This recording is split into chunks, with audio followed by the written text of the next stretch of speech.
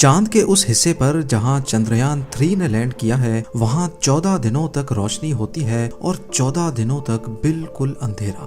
तो फिर इन 14 दिनों तक चंद्रयान 3 अर्थ पर मौजूद इसरो की टीम से कैसे कांटेक्ट कर पाएगा। इंडिया चांद पर सॉफ्ट लैंडिंग करने वाला चौथा मुल्क तो बन गया है, लेकिन यहाँ के साउथ पोल पर आज से पहले कोई और कंट्री अपना स्पेसक्राफ्ट क्यों लैंड नहीं कर पाई। और अपोलो 11 को चांद तक पहुंचने में सिर्फ 3 दिन जबकि चंद्रयान 3 को 40 दिन क्यों लग गए। जेम टीवी की वीडियोस में एक बार फिर से खुशामदीद। नाजरीन, 23 अगस्त 2023 को चंद्रयान 3 की चांद के साउथ पोल पर कामयाब लैंडिंग ने बेशुमार सवालात को जन्म दिया है। 1959 में जब सोवियत यूनियन के लूना 2 स्पेसक्राफ्ट ने चांद पर पहली लैंडिंग की तो उसके बाद एक एक करके पावरफुल नेशंस का चांद पर जाने का सिलसिला शुरू हो गया। अभी तक टोटल 12 कंट्रीज की जानिब से 138 मून मिशंस लॉन्च किए जा चुके हैं। तो अब सवाल उठता है कि चंद्रयान 3 ने ऐसा क्या किया है जिसकी वजह से पूरी दुनिया में इंडिया की धूम मची हुई है। बेशक अभी तक 138 लूनर मिशंस हुए हैं, लेकिन इसरो ने असल में वो कारनामा अंजाम दिया है जिसको आज तक कोई भी नहीं कर पाया। पहली बात तो ये कि इंडिया वो पहली कंट्री है जिसने चांद के साउथ पोल पे कामयाब लैंडिंग की है। साउथ पोल यानी चांद का निचला हिस्सा बेशुमार क्रेटर्स, बड़े बड़े पत्थरों और खतरनाक खाइयों से भरा हुआ है। और क्योंकि यहाँ सूरज ज्यादातर सेट ही नहीं होता, इसी वजह से ये खाइयां और बड़े बड़े क्रेटर्स परमानेंट शेडोज बना देते हैं जहाँ बिल्कुल अंधेरा होता है। और जाहिर है जब लाइट ही नहीं होगी तो यहाँ लैंडिंग कितनी मुश्किल हो पाएगी। इसके अलावा चांद का एटमॉस्फेयर अर्थ की तरह थिक नहीं है।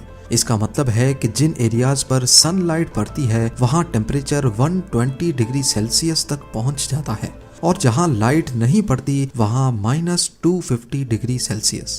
साउथ पोल पे इन शेडोज में इतनी ठंड होने की वजह से ऐसा माना जाता है कि यहाँ पर वाटर आइस मौजूद है, जो कि साइंटिफिक एतबार से दिलचस्प तो है, लेकिन ये एक्सप्लोरेशन में काफी मुश्किलात भी खड़ी कर सकती है। और जो सबसे बड़ा मसला यहाँ फेस करना पड़ता है वो है कम्युनिकेशन। चांद को देखा जाए तो इसका साउथ पोल अर्थ से ज्यादा दूर भी है और इसका कर्वेचर अर्थ का व्यू भी ब्लॉक कर रहा है। यहाँ लैंडिंग के वक्त रेडियो सिग्नल लॉस्ट होने का खदशा भी रहता है। 7 सितंबर 2019 को चंद्रयान 2 का विक्रम लैंडर चांद के साउथ पोल पे लैंड करने के लिए ऑर्बिटर से अलग होता है। इसमें लगे थ्रस्टर्स का काम लैंडर की स्पीड को कम करना था। सब कुछ प्लान के हिसाब से चल रहा था, लेकिन चांद के सरफेस से सिर्फ 2100 मीटर्स के डिस्टेंस पर विक्रम लैंडर का अर्थ पर मौजूद इसरो की टीम से कांटेक्ट टूट गया। उसके बाद क्या हुआ ये किसी ने देखा तो नहीं, लेकिन एनालिसिस से ये इशारा मिलता है कि Vikram lander fine braking phase के दौरान अपने पाथ से हट गया था और ज्यादा स्पीड से चांद के सरफेस से जाकर टकरा गया। पर इस क्रैश का अभी तक कोई सबूत नहीं मिल सका।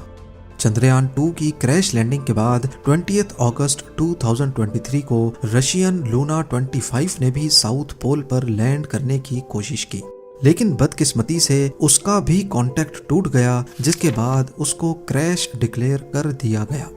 तो अब सवाल उठता है कि साउथ पोल अगर स्पेस क्राफ्ट लैंडिंग के लिए इतना डिफिकल्ट है तो फिर यहाँ जाने की जरूरत ही क्या है।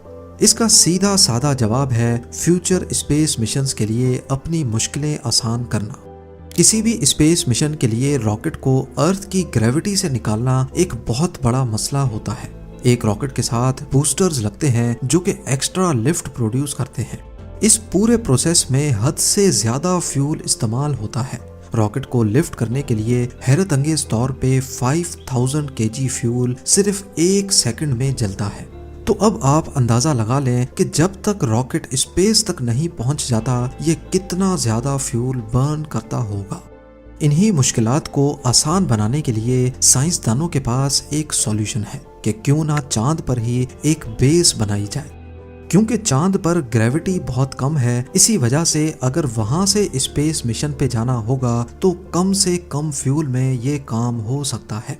पर मसला ये है कि कम फ्यूल ही सही, पर चांद पर फ्यूल आएगा कहां से। या फिर अगर कोई बेस होगी तो उसकी रिक्वायरमेंट्स पूरी कैसे की जाएंगी। जैसा कि आपने जाना कि चांद के साउथ पोल पर वाटर आइस के होने का खदशा जाहिर किया जा रहा है। अगर तो ऐसा है तो फिर पानी से ऑक्सीजन और हाइड्रोजन को अलग कर दिया जाएगा और ये दोनों गैसेस रॉकेट फ्यूल के तौर पे इस्तेमाल की जा सकेंगी। साथ साथ ये पानी लूनर बेस पे पीने के काम में भी लाया जा सकता है।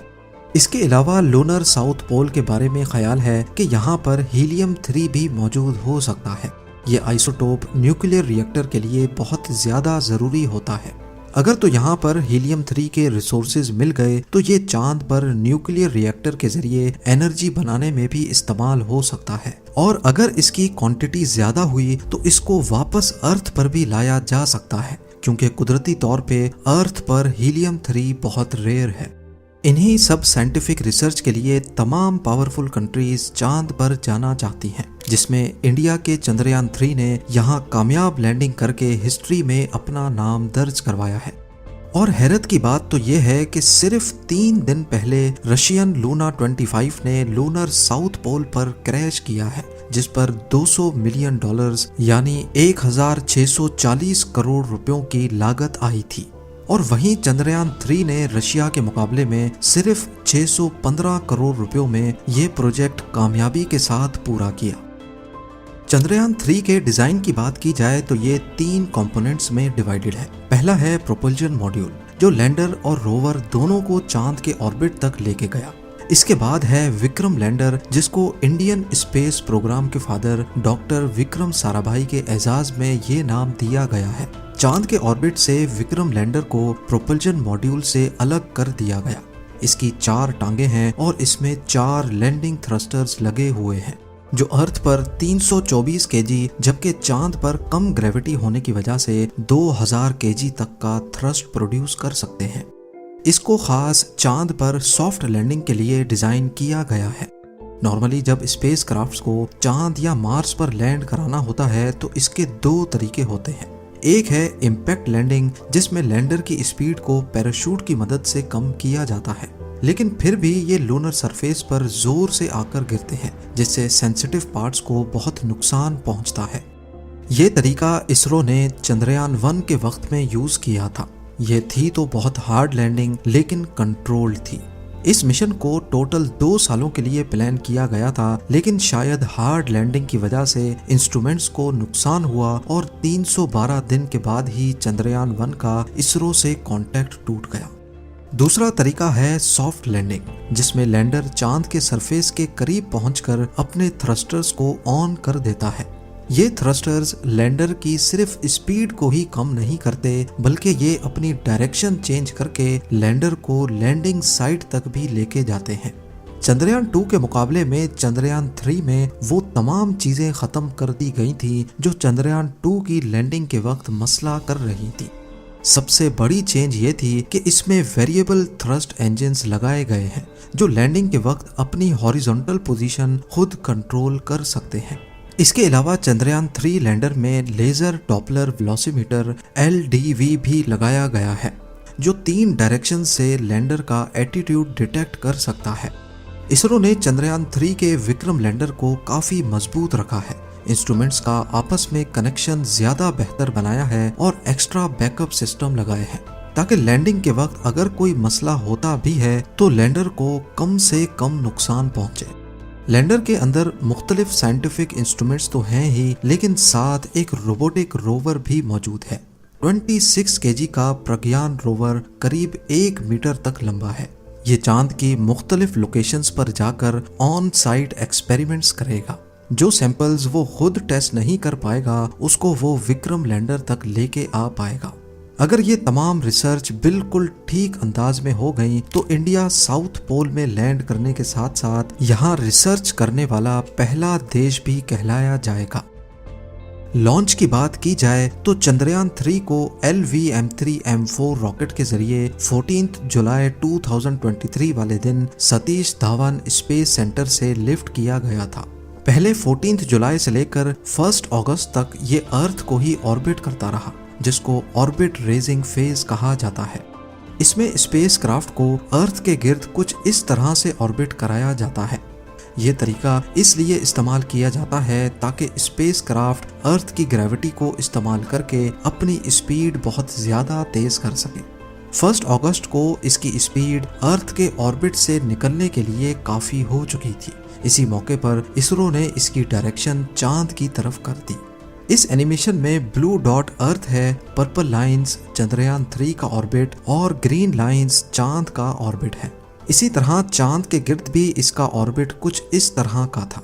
पहले दिन इसने चांद के गिर्द एक बहुत बड़ा ऑर्बिट किया, फिर एक एक दिन करके ये चांद के गिर्द और करीब आता गया।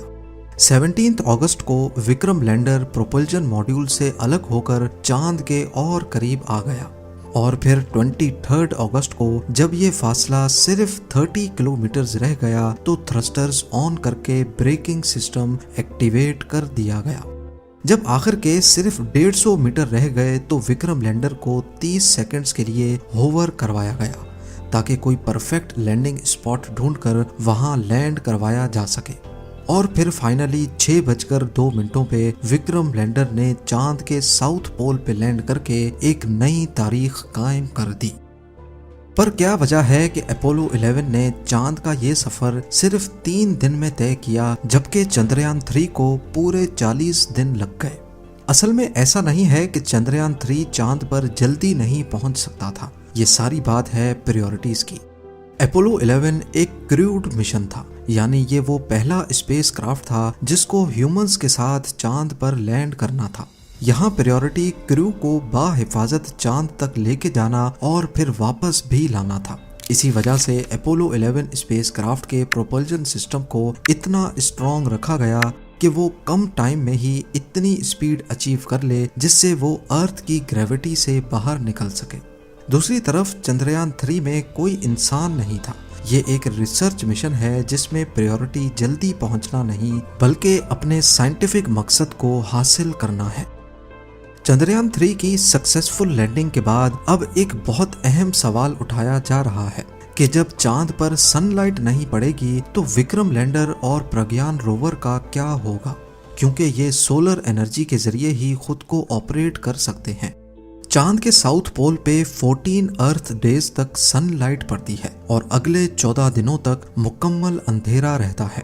इस दौरान प्रज्ञान रोवर का इसरो के साथ कांटेक्ट टूट जाएगा, लेकिन वो विक्रम लैंडर के साथ कांटेक्ट में होगा और फिर विक्रम लैंडर इम्पोर्टेंट इंफॉर्मेशन को इसरो की टीम तक रिले कर पाएगा। इन 14 दिनों के अंधेरे में ये अपनी बैटरी पावर को बचाने के लिए कोई काम नहीं करेंगे ताकि ऐसा ना हो कि पावर खत्म होने की वजह से इनका मेन कंप्यूटर बंद हो जाए।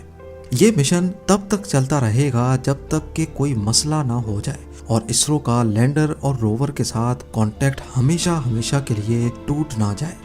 पर एक बात तो तय है कि विक्रम लैंडर और प्रज्ञान रोवर वापस अर्थ कभी लौट कर नहीं आएंगे, क्योंकि इनमें सिर्फ उतना फ्यूल ही था जितना लैंडिंग के वक्त इस्तेमाल हुआ था।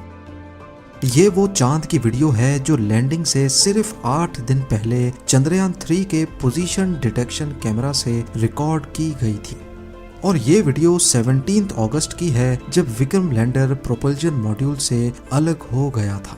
उम्मीद है जेम टीवी की ये वीडियो भी आप लोग भरपूर लाइक और शेयर करेंगे। आप लोगों के प्यार भरे कमेंट्स का बेहद शुक्रिया। मिलते हैं अगली शानदार वीडियो में।